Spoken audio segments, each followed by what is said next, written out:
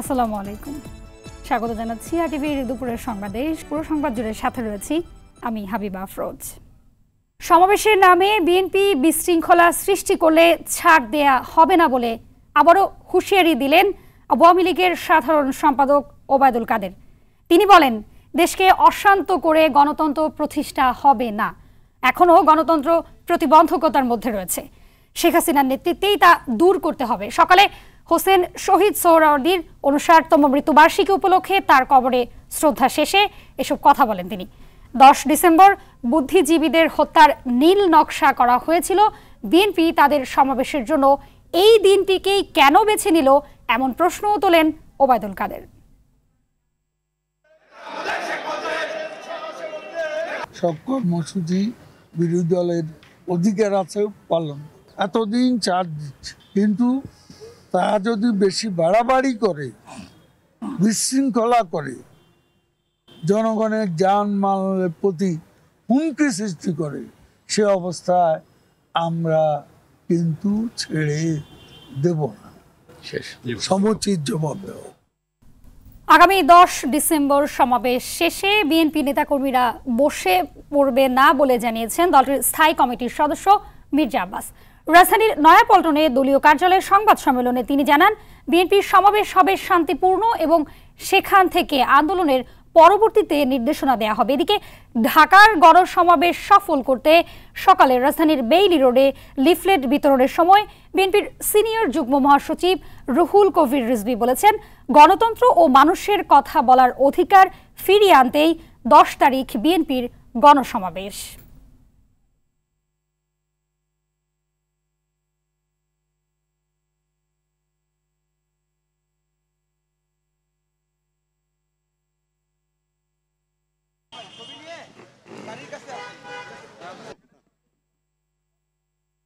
সমাবেশ হচ্ছে অন্যায়ের বিরুদ্ধে প্রতিবাদের সমাবেশ।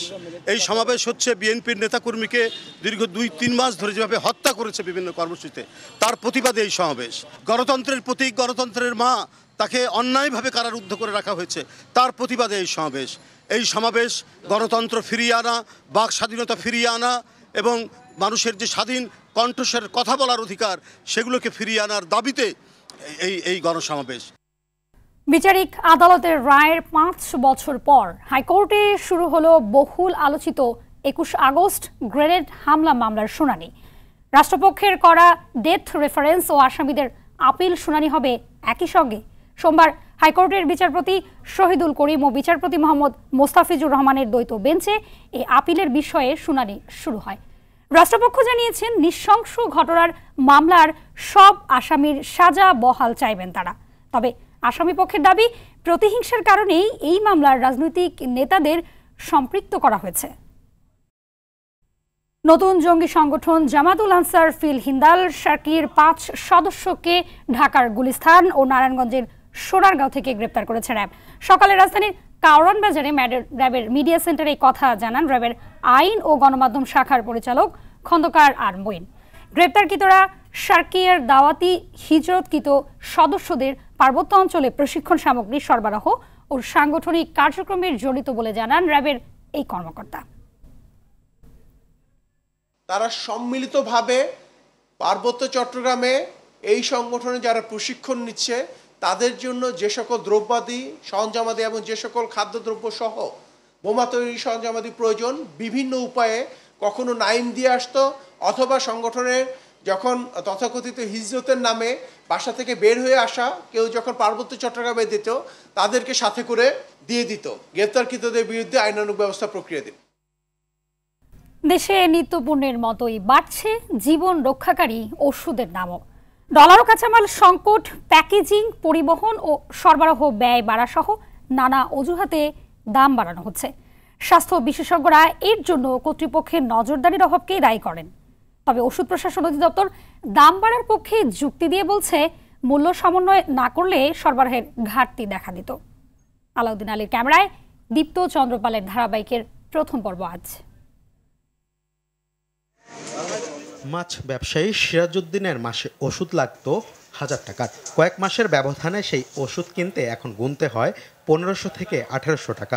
জীবন বাঁচাতে সংসারের ব্যয় কমিয়ে তাকে ওষুধের ব্যবস্থা করতে হচ্ছে। দারমসল ওয়ানম্যান এটা শুধু 35 টাকা ছিল, এখন হলো 75 টাকা। এই গ্যাস্ট্রিকের ট্যাবলেট আপনার 5 টাকা ছিল, এখন হচ্ছে 60 টাকা। প্রতিটা ওষুধের দাম মনে করেন ডাবল হয়ে গেছে এখন। সিরাজউদ্দিনের মতো অন্যদেরও চিকিৎসা খরচ কয়েক গুণ বেড়েছে। প্রেসারের পাতা এটা বাজে তোমার 30 টাকা পাতাতে, মানে 10 দিন লাগে আমার 1000 ওষুধ কিনতে, মানে আমি অন্য কোনো খানা খাদ্য বদ্ধ দিয়ে আমার ওষুধ কিনতে হয়। 2 থেকে 2200 টাকার প্রয়োজন হতো মাসে, এখন 3000 থেকে 3300 বা 3200 টাকার মেডিসিন লাগে। যাদের কন্টিনিউ ঔষধ কিনতে হয় সেই সমস্ত রোগীদের নাভিশ্বাস উঠে যাচ্ছে। অনেক প্রোডাক্টের দাম আমাদের ইনফরমেশন ছাড়াও বেড়ে গেছে। যেমন ইসরুয়াল ক্যাপসুল কদিন আগে ছিল 5 টাকা, এটা হয়ে গেছে 60 টাকা। রুশ ইউক্রেন যুদ্ধের অজুহাতে 6 মাসে 53টির বেশি ওষুধের দাম 13 থেকে 75% বাড়ানো হয়েছে। অতি প্রয়োজনীয় প্যারাসিটামল সিরাপের দাম বেড়েছে 75%। প্যারাসিটামলের কিছুটা শক্তিশালী কম্বিনেশনের উৎপাদন খরচ মূল জেনেরিকের চেয়ে 5 থেকে 10 পয়সা বেশি, অথচ ফার্মেসিতে তা বিক্রি হচ্ছে 3 গুণ দামে। এছাড়া গ্যাস্ট্রিক, উচ্চ রক্তচাপ, ডায়াবেটিস রোগের ওষুধ ও অ্যান্টিবায়োটিকের দাম বেড়েছে 13 থেকে 33% পর্যন্ত। এই অব্যবস্থাপনার জন্য কর্তৃপক্ষকে দায়ী করলেন এই বিশেষজ্ঞ। ওষুধের দাম বাড়ছে সরকারের নিষ্ক্রিয়তার কারণে, ডলারের কারণে ওষুধের দাম সর্বোচ্চ 10% বাড়তে পারে। 8+ বা অমুক, তাতে 3 থেকে 5 পয়সা বাড়ে, সেটা 2.5 টাকা। তো এই জায়গাতেই যে গভর্নমেন্টের যেটা করা উচিত, প্যারাসিটামল সব প্যারাসিটামল এক দর হবে। ওষুধ প্রশাসন জানায় বাজারের অস্থিরতা ঠেকাতে উৎপাদক প্রতিষ্ঠানের প্রস্তাব অনুযায়ী দাম সমন্বয় করতে হয়েছে। 19টি জেনেরিকের 53টি প্রোডাক্টের দাম বেড়েছে আর কি। তো সেগুলা কিন্তু অ্যাভেলেবল করার জন্য সেগুলা কিন্তু যে কোম্পানি যে তৈরি করছে তারা মিনিমাম যে লাভের মধ্যে যেতে থাকে সেভাবে করা হয়েছে হিসাব করেই। বিশেষজ্ঞরা বলছেন ওষুধের দাম বাড়ানো সমাধান নয়, বরং প্যাকেজিং, মার্কেটিং খরচ সহ অন্যান্য ব্যয় কমিয়ে ওষুধের দাম সমন্বয় করা যেত। দীপ্তচন্দ্র পাল, RTV, ঢাকা। 15 আগস্ট বঙ্গবন্ধুকে সপরিবারে হত্যার মাস্টার মাইন্ড ছিলেন জিয়াউর রহমান। আওয়ামী লীগকে নেতৃত্ব শূন্য করতে তিনি এমনটা করেছিলেন। নোয়াখালীর শহীদ ভুলো স্টেডিয়াম মাঠে আয়োজিত জেলা আওয়ামী লীগের ত্রিবার্ষিক সম্মেলনে প্রধান অতিথির বক্তব্যে এসব কথা বলেন আওয়ামী লীগের সাধারণ সম্পাদক, সড়ক পরিবহন ও সেতুমন্ত্রী ওবায়দুল কাদের।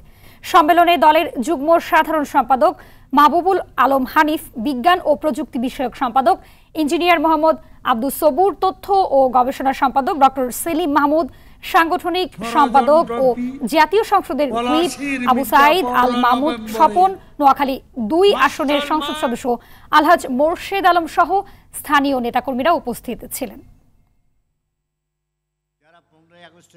এই বাংলার ইতিহাস বিশ্বাসঘাতকতার ইতিহাস, এই বাংলার ইতিহাস সংগ্রামের ইতিহাস, এই বাংলার ইতিহাস ষড়যন্ত্রের ইতিহাস। বারে বারে এখানে বিশ্বাসঘাতকতা, ষড়যন্ত্রে গণতন্ত্রের ছাগ শিশু বলি হয়, প্রগতির মেষ শাবক নিহত হয়। বারে বারে এখানে অবাঞ্ছিত সত্যের পুনরাবৃত্তি ঘটে। দর্শক, নোয়াখালীতে জেলা আওয়ামী লীগের সম্মেলনে রয়েছেন সহকর্মী পলাশ সাহা, সরাসরি যুক্ত হচ্ছেন তিনি। পলাশ, নোয়াখালীর জেলা আওয়ামী লীগের সম্মেলনের সবশেষ কি তথ্য রয়েছে আপনার কাছে? আমি বর্তমান কমিটি বিলুপ্ত ঘোষণা করি। সব সরেন, সব সরেন।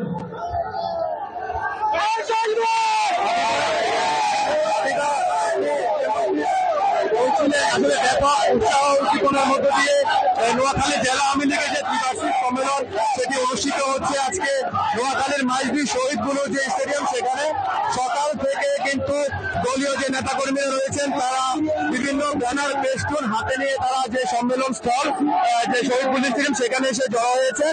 বেলা 12টায় সম্মেলনের উদ্বোধন করেন দলের সাধারণ সম্পাদক সেতু পরিবহন মন্ত্রী ওবায়দুল কাদের। এছাড়াও যে অন্যান্য যে কেন্দ্রীয় এবং জেলা যে নেতৃবৃন্দ রয়েছেন তারা উপস্থিত আছেন। এখন যে সম্মেলন তার প্রথম যে অধিবেশন সেটি চলছে। এই প্রথম অধিবেশনে যে কেন্দ্রীয় নেতারা রয়েছেন তারা তৃণমূল যে নেতাকর্মী রয়েছেন তাদের উদ্দেশ্যে দিক নির্দেশনামূলক বক্তব্য দেবেন। এই প্রথম অধিবেশন শেষে দ্বিতীয় অধিবেশনে যে আজকে যে নোয়াখালী জেলার যে নতুন সভাপতি সাধারণ সম্পাদক সেই নতুন সভাপতি সাধারণ সম্পাদকের নাম ঘোষণা করা হবে এবং এই সম্মেলনকে ঘিরে কিন্তু আইন শৃঙ্খলা বাহিনীর পক্ষ থেকে ব্যাপক প্রস্তুতি নেওয়া হয়েছে। এখানে জেলার যে গুরুত্বপূর্ণ পয়েন্টগুলো রয়েছে সেখানে অতিরিক্ত পুলিশ মোতায়েন করা রয়েছে। হাবিবা, ধন্যবাদ আপনাকে। এতক্ষণ নোয়াখালী থেকে জানাচ্ছিলেন সহকর্মী পলাশ সাহা। মানুষকে ভয়ভীতি দেখিয়ে একটি মহল বিভ্রান্তি ছড়াচ্ছে বলে মন্তব্য করেছেন প্রধানমন্ত্রী শেখ হাসিনা। তিনি বলেন, যখন দেশ শান্তিপূর্ণভাবে সামনের দিকে এগিয়ে যায় কিছু মানুষের তা পছন্দ হয় না। সকালে মিরপুর সেনানিবাসে national defence course arm forces wars graduation সেমিনারে তিনি এসব কথা বলেন। প্রধানমন্ত্রী বলেন, উন্নত দেশ সংকট মোকাবেলায় যখন হিমশিম খাচ্ছে বাংলাদেশ তখন স্থিতিশীল অবস্থানে রয়েছে। এই অবস্থা ধরে রাখতে সবাইকে আবারও সাশ্রয়ী হওয়ার আহ্বান জানান প্রধানমন্ত্রী। নিজেদের সঞ্চয় রাখতে হবে, নিজেদের উৎপাদন বৃদ্ধি করতে হবে, নিজের পায়ে দাঁড়াতে হবে, ভিক্ষা করে নয়, হাত পেতে নয়, নিজের মর্যাদা নিয়ে আত্মমর্যাদা নিয়ে বিশ্ব দরবারে মাথা উঁচু করে এই বাংলাদেশ ও বাণিজ্য করবে এবং আপনারা অসম্ভবই নিজেদেরকে গর্বিত একটি জাতি হিসেবে এই আত্মপ্রত্যয় নিয়ে নিজের জীবনকে নিয়ে এগিয়ে যাবেন, সেটাই আমি আশা করি। সহজ জয় বিশ্বকাপের কোয়ার্টার ফাইনাল নিশ্চিত করেছে আসরের দুই ফেভারিট ইংল্যান্ড ও ফ্রান্স। দাপট দেখিয়ে আফ্রিকার দেশ সেনেগালকে ৩-০ গোলে হারিয়েছে ইংলিশরা। আল বায়েত স্টেডিয়ামে হেন্ডারসনের পর আসরের কোয়ার্টার ফাইনালে যেতে সোমবার রাতে নকআউট পর্বে মাঠে নামবে 5 বারের চ্যাম্পিয়ন ব্রাজিল। ইনজুরি কাটিয়ে একাদশে খেলার সম্ভাবনা রয়েছে দলের তারকা খেলোয়াড় নেইমারের। দোহা স্টেডিয়ামে 974 রাত 1টায় তাদের প্রতিপক্ষ এশিয়ার শক্তি দক্ষিণ কোরিয়া। এদিকে রাত 9টায় আল জানুবো স্টেডিয়ামে গেলবারের রানার আপ ক্রোয়েশিয়ার মুখোমুখি এশিয়ার আরেক শক্তি জাপান। নকআউট পর্বের তৃতীয় দিনে মাঠে নামার আগে দলগুলোর প্রস্তুতির কথা থাকছে জাহিদ রহমানের রিপোর্টে। মাস কয়েক আগেও দক্ষিণ কোরিয়ার বিপক্ষে অনায়াসে জয় তুলে নিয়েছিল ব্রাজিল। তবে এবারের মঞ্চ ভিন্ন। পরাজয় দিয়ে গ্রুপ পর্ব শেষ করা ব্রাজিলকে দলের তারকা খেলোয়াড়দের ইনজুরি ভাবিয়ে তুলছিল। অবশ্য চোটের আঘাত কাটিয়ে অনুশীলনে দেখা যায় নেইমারকে। এখন পর্যন্ত 7 বারের প্রতিদ্বন্দ্বিতায় 6টি জয় ব্রাজিলের ঝুড়িতে। নকআউট পর্বের ম্যাচে তিতের দল পুরনো আধিপত্য ধরে রাখতে পারে কিনা সেটি এখন দেখার বিষয়।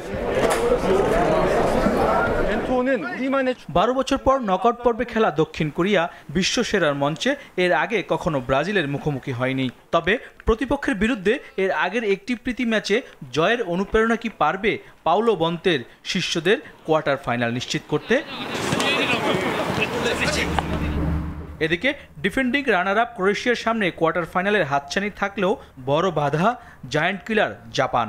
বিশ্বকাপে নকআউট খেলে কখনো হারের স্বাদ পায়নি ক্রোয়েশিয়া। সব মিলে দুই দলের 3 দেখায় সমান সংখ্যক জয় ও একটি ড্র রয়েছে। জার্মানি ও স্পেনের মতো দলকে হারিয়ে গ্রুপ সেরা হয়ে নকআউট পর্বে টিকিট কেটেছে ব্লু সামুরাইরা। গ্রুপ পর্বে 2টি হলুদ কার্ড দেখে 1 ম্যাচে নিষেধাজ্ঞা পেয়ে ক্রোয়েশিয়ার বিপক্ষে ডিফেন্ডার কো ইতারাকুকে পাচ্ছে না জাপান। হাজিমে মোরিয়াসুর শিষ্যদের সামনে প্রথমবার কোয়ার্টার ফাইনাল খেলার হাতছানি। জাহিদ রহমান, আরটিভি। বিশ্ব ফুটবলের অন্যতম পোস্টার বয় নেইমার, যাকে মধ্যমণি করেই গড়ে উঠেছে বর্তমান ব্রাজিল দল। কিন্তু বিশ্বকাপে যেন হতভাগা এক নাম নেইমার। বিশ্বজয়ের স্বপ্ন নিয়ে কাতার এসে তৃতীয়বারের মতন খেয়েছেন ধাক্কা। ইনজুরিতে ছিটকে যাওয়ায় ছন্ন ছাড়া অবস্থা ব্রাজিলেরও।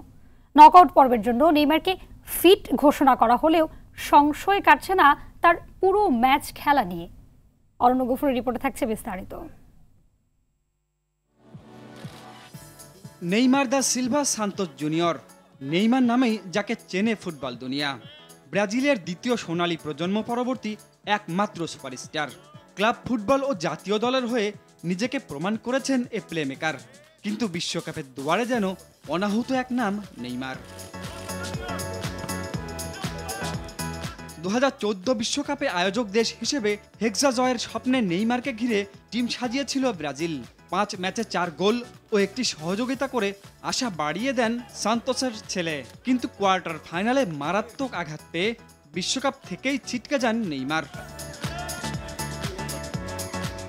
বর্তমান কোচ তিতের অধীনে রাশিয়াতে আবার ব্রাজিলের মধ্যমণি নেইমার। গ্রুপ পর্ব ও নকআউট মিলিয়ে 5 ম্যাচে 2টি গোল করেন পিএসজি তারকা।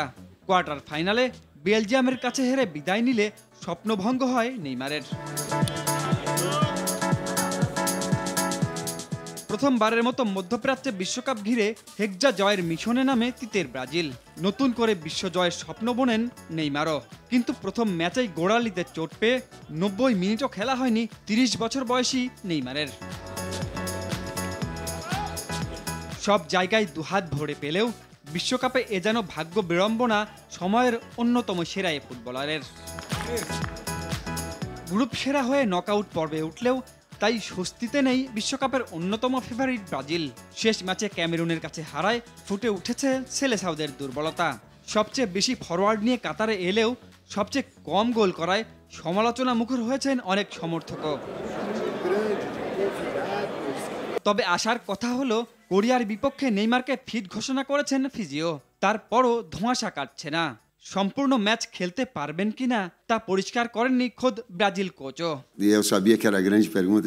সে ঠিকঠাক প্রশিক্ষণ করতে পারলে নকআউট ম্যাচে খেলবে, কিন্তু আজ একটি নির্দিষ্ট প্রশিক্ষণ আছে, তাই আমি অন্য কিছু নিয়ে ভাবতে চাই না। আমি এমন কোনো তথ্য ভাগাভাগি করি না যা সত্য নয়। আমি বিশ্বাসযোগ্যতা চাই। 11 বিশ্বকাপ ম্যাচে 6 গোল করা নেইমার এবার কি পারবেন বিশ্বকাপ রাঙাতে? এ এখন কোটি টাকার প্রশ্ন। অরণ্য গফুর, RTV। এবছর যে পরিমাণ শিক্ষার্থী এসএসসিতে উত্তীর্ণ হয়েছেন তার চেয়ে প্রায় 7 লাখ বেশি আসন রয়েছে এইচএসসিতে বলে জানিয়েছেন শিক্ষামন্ত্রী ডক্টর দীপুমণি। সকালে চাঁদপুরে আউটার স্টেডিয়ামে মুক্তিযুদ্ধের বিজয় মেলার উদ্বোধন শেষে সাংবাদিকদের এই কথা জানান তিনি। এ সময় মন্ত্রী আরও জানান, যেসব শিক্ষার্থী এসএসসিতে উত্তীর্ণ হয়েছে তাদের ভর্তি পরীক্ষায় ব্যর্থ হওয়ার কোনো সুযোগ নেই, সবাই সিট পাবেন। মেলায় জেলা প্রশাসক কামরুল হাসান, পুলিশ সুপার মিলন মাহমুদ, জেলা পরিষদের চেয়ারম্যান আলহাজ ওসমান গনি পাটোয়ারি, পৌর মেয়র জিলুর রহমান জুয়েল সহ সংশ্লিষ্টরা উপস্থিত ছিলেন।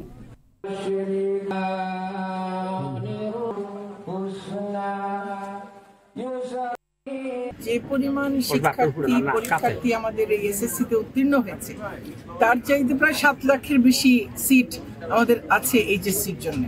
কাজেই এখানে কোনো কারো প্রতিযোগিতায় ব্যর্থ হবার কোনো সুযোগ নেই। ঢাকা সহ রাজধানীর দেশের বিভিন্ন স্থানে ভূকম্পন অনুভূত হয়েছে। সকাল 9টা 2 মিনিটে 53 সেকেন্ডে এই ভূকম্পন অনুভূত হয়। মার্কিন ভূতাত্ত্বিক জরিপ সংস্থা USGS এর ওয়েবসাইটে এই তথ্য জানানো হয়। সংস্থাটির তথ্য মতে রিক্টার স্কেলে ভূমিকম্পটির মাত্রা ছিল 5.2। ভূমিকম্পটির উৎপত্তিস্থল বঙ্গোপসাগর, এর গভীরতা ছিল 10 কিলোমিটার। পঞ্চগড়, কুড়িগ্রাম, লালমনিরহাট, চুয়াডাঙ্গা, গাইবান্ধা সহ দেশের উত্তরাঞ্চলের বিভিন্ন জেলায় বাড়তে শুরু করেছে শীতের তীব্রতা। ভোর 6টায় তেঁতুলিয়া আবহাওয়া পর্যবেক্ষণাগার কেন্দ্রে সর্বনিম্ন তাপমাত্রা রেকর্ড করা হয়েছে 12.7 ডিগ্রি সেলসিয়াস।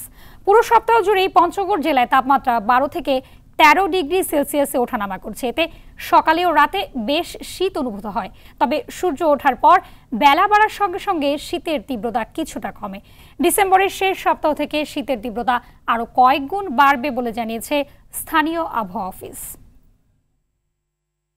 প্রথম ওয়ানডের পর আজ বিশ্রামে আছে বাংলাদেশের ও ভারত দল। কোনো দলই আজ অনুশীলন করতে মাঠে আসেনি। প্রথম ম্যাচের ধকল কাটাতে আজ হোটেলে বিশ্রামে আছে খেলোয়াড়রা। দ্বিতীয় ওয়ানডেকে সামনে রেখে আগামীকাল আবারও অনুশীলন শুরু করতে পারে দুই দল।